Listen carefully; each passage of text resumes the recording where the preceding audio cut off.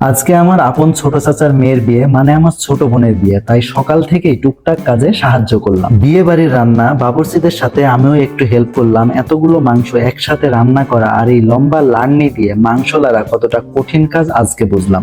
রান্না পর্ব শেষ, দুপুরে প্রথম কাতারে বসে আমিও একটু খেয়ে নিলাম, কারণ আমাকে একটা সাহেবী দায়িত্ব দেওয়া হয়েছে। খাওয়া শেষ করে বসে গেলাম এই টেবিলে। এখন কাজ হলো দাওয়াতের মানুষ খাওয়া শেষ করে যে যা দিবে আমাকে লিখতে হবে।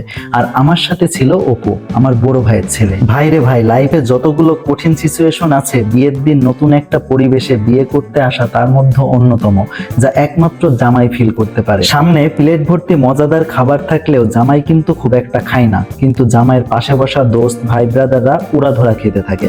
তো খাওয়া পর্ব শেষে শুরু হলো মূল পর্ব। একটা বিয়েতে আমার সবচেয়ে মজা লাগে এই মালা বদলের দৃশ্য দেখতে।